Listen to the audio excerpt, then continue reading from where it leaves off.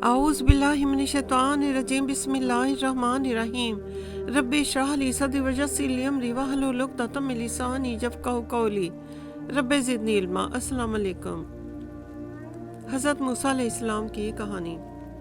अल्लाह रब ताला ने फ़िरौनी कौम को 9 ऐसी निशानियां भेजी कि जिनको देखकर वह अल्लाह रब ताला की वहदानियत का इकरार कर लेते और हज़रत मूसा अलैहिस्सलाम को अल्लाह ताला का भेजा हुआ पैगंबर और रसूल मान लेते।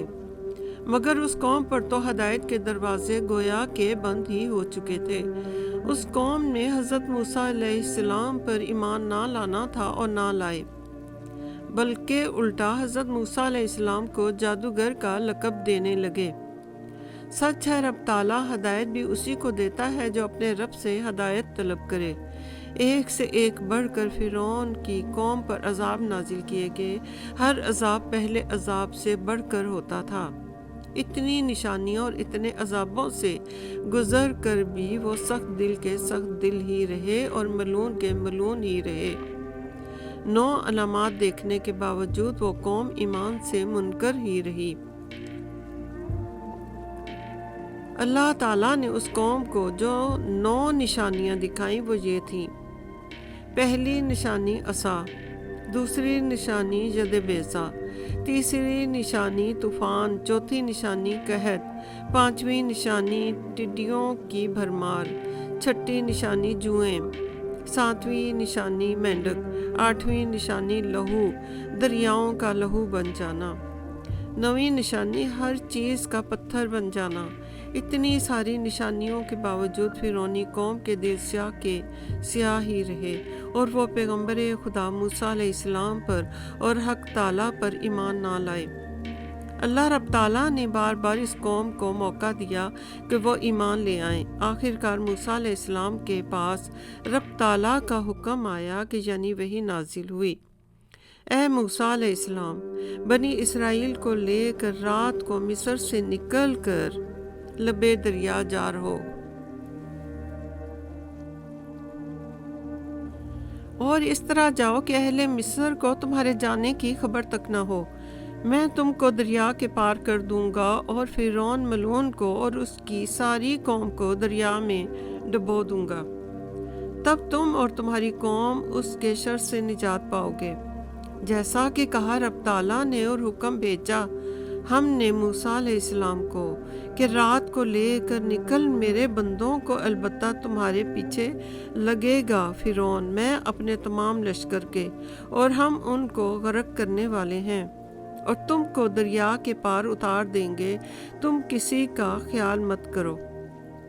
बस अल्लाह रब ताला के हुक्म को पाते ही दूसरे दिन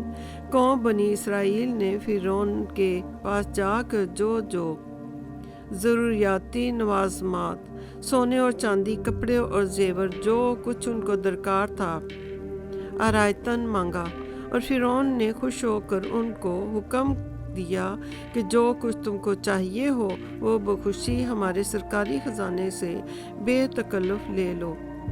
ये सुनकर कौम बनी इसराइल ने फ़िरौन के हुक्म के मुताबिक शाही ख़जाने से जाकर सोने और चांदी, लालो जवाहर के ज़ेवरात और जो कुछ उनको मतलूब था वो ले लिया।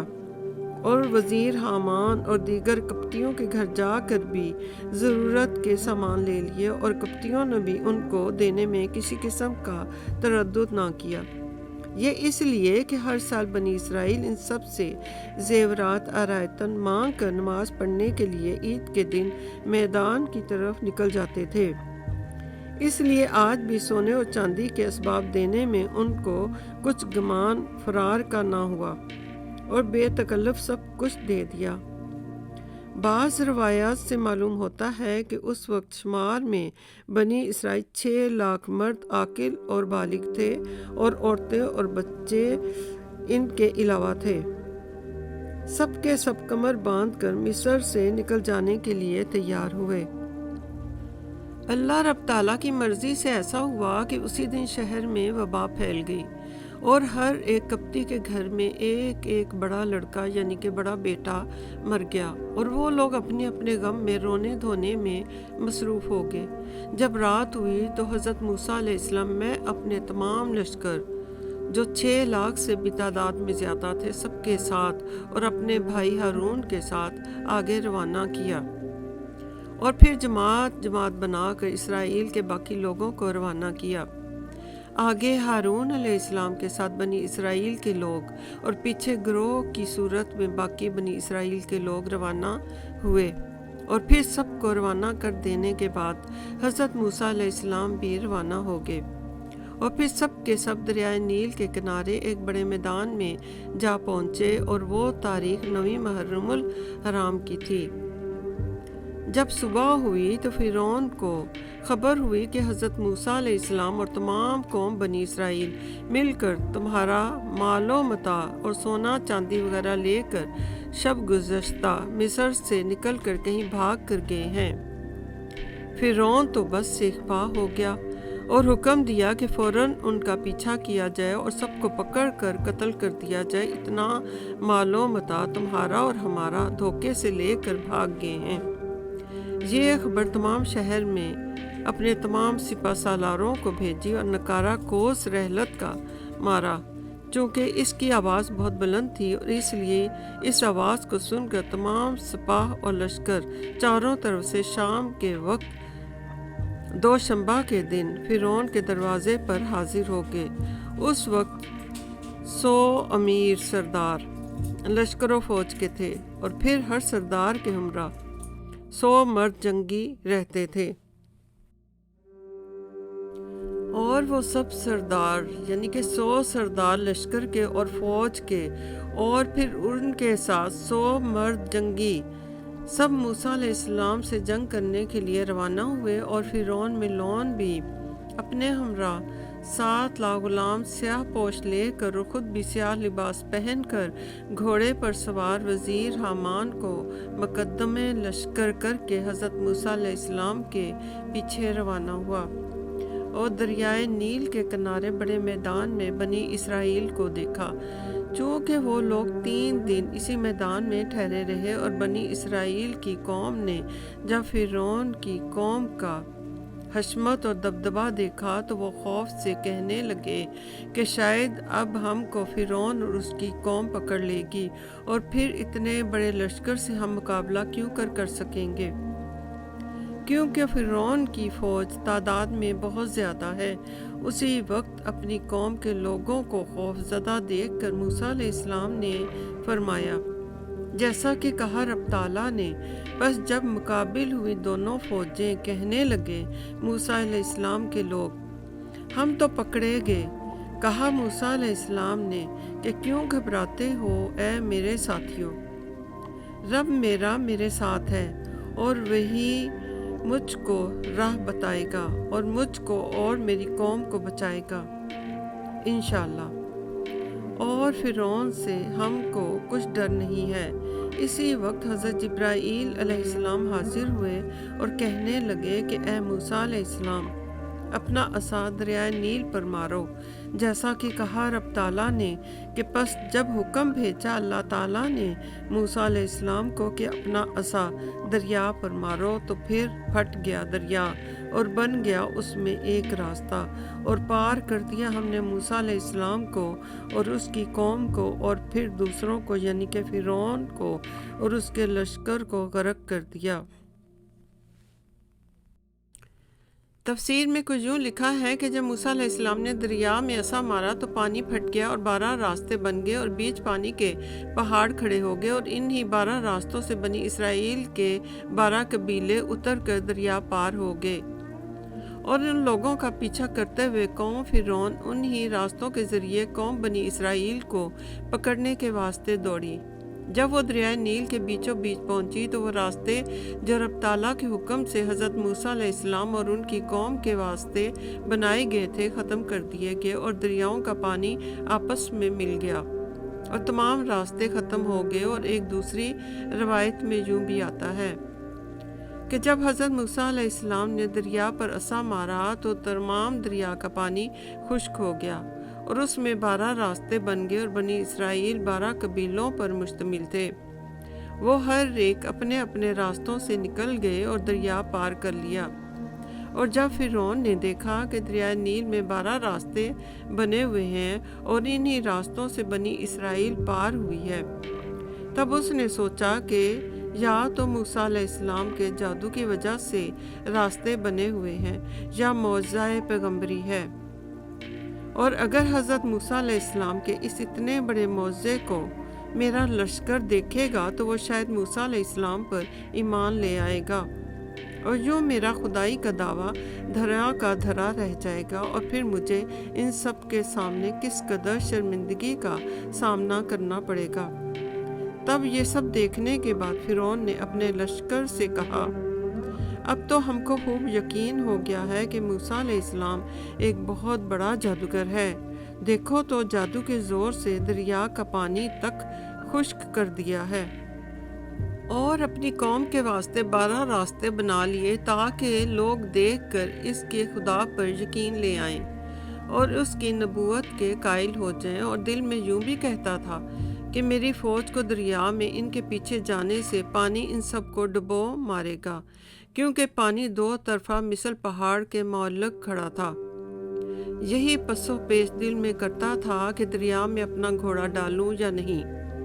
اتنے میں حضرت جبرائیل علیہ السلام ایک گھوڑے پر سوار ہو کر فرعون کے سامنے آ کھڑے ہوئے،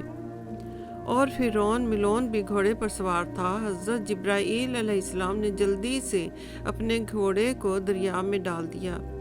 یہ دیکھ کر فرعون ملون بھی، جو خوف اور پریشانی کے عالم میں دریا کے کنارے کھڑا تھا، نے بھی اپنا گھوڑا دریا میں ڈال دیا، اور پھر ہر چند اس نے چاہا کہ اپنے گھوڑے کو تھامے مگر رک نہ سکا، اور ملون کے پیچھے اس کے تمام لشکر کے گھوڑوں کو بھی فرشتوں نے چاپکے مار کر بیچ دریا میں ڈال دیا۔ جب فرعون ملون اور اس کا تمام لشکر بیچ دریا کے آن پہنچا اور بنی اسرائیل کا ہر فرد دریا پار کر چکا، تو اسی وقت حضرت موسیٰ علیہ السلام نے چاہا کہ دریا میں عصا مار کر ان یعنی کہ فرعونیوں کا راستہ بند کر دیں، تو ندا آئی کہ اے موسیٰ علیہ السلام، جیسا کہ کہا رب تعالیٰ نے،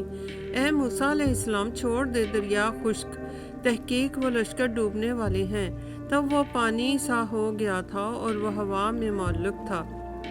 وہی دونوں طرف سے آیا اور پوری قوم کو ڈبو دیا، یعنی کہ پانی جو پہاڑ کی طرح کے راستوں کی دونوں طرف تھا وہ مل گیا، اور تمام راستے بند ہو گئے، اور تمام قوم فرعون اس پانی میں ڈوب گئی۔ اور ایک روایت میں ہے کہ فرعون اپنے ڈوبتے وقت کہنے لگا کہ میں ایمان لایا بنی اسرائیل کے خدا پر اور اس کے رسول پر۔ چنانچہ حق تعالیٰ نے فرمایا، کہا رب تعالیٰ نے، اور پار کیا ہم نے بنی اسرائیل کو دریا سے، پھر پیچھے پڑا ان کے فرعون اور اس کا لشکر شرارت و زیادتی سے، جب تک کہ پہنچا اس پر دباؤ۔ کہا فرعون نے کہ ایمان لایا میں کہ کوئی معبود نہیں جس پر ایمان لائے بنی اسرائیل، اور میں بھی فرما برداروں میں سے ہوں۔ رب تعالیٰ کے فرمانے سے حضرت جبرائیل علیہ السلام نے اس سے کہا رب تعالیٰ نے کہ کہا جبرائیل علیہ السلام نے کہا اب ایمان لاتا ہے، اور تحقیق تو نافرمانی کر چکا ہے پہلے اس سے، اور تھا تو مفسدوں میں سے۔ یعنی کہ حضرت جبرائیل علیہ السلام نے کہا اس کو کہ اے فرعون، تو ساری عمر اللہ تعالیٰ کا مخالف رہا اور اب عذاب دیکھ کر ایمان لاتا ہے اور اب کامل یقین کرتا ہے۔ اب اس وقت کا یقین لانا کہاں کا معتبر ہو سکتا ہے؟ تم پر، اور ایک مشت خاک اس کے منہ پر ڈال دی۔ بس وہ بدبخت اپنے لشکر سمیت دریائے نیل میں ڈوب کر مرا۔ کہا رب تعالیٰ نے کہ سو آج بچاویں گے تجھ کو تیرے بدن سے، تاکہ ہوئے پچھلوں کو نشانی، اور البتہ بہت لوگ ہماری قدرتوں پر دھیان کریں، غرض یہ کہ وہ بے وقوف جیسا ہی بے فائدہ ایمان لایا، یعنی کہ ایسے وقت پر ایمان لایا کہ جب اس کی ہلاکت کا فیصلہ کر دیا گیا تھا۔ اس ملون کے اس آخری وقت کے ایمان لانے سے اللہ تعالیٰ نے بھی وہی اس کے ساتھ کیا کہ اس کے مرنے کے بعد اس کا بدن دریا سے نکال کر ایک ٹیلے پر ڈال دیا کہ قوم بنی اسرائیل اس کو دیکھ کر شکر کریں اور پھر عبرت حاصل کریں، ورنہ بدن بچنے سے اس کو کیا فائدہ؟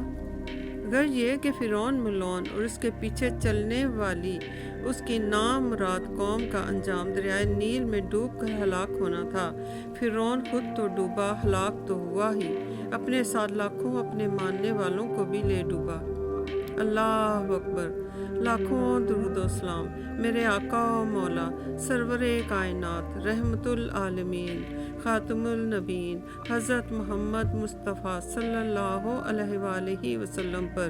اور آپ صلی اللہ علیہ وآلہ وسلم کی آل پر، حضرت موسیٰ علیہ السلام اور حضرت ہارون علیہ السلام پر، اور تمام انبیاء، تمام اولیاء، تمام فرشتوں، تمام اماموں اور تمام بزرگان دین پر۔ اللہ اکبر۔ ربنا آتنا فی الدنیا حسنۃ وفی الآخرۃ حسنۃ وقنا عذاب النار، وقنا عذاب النار۔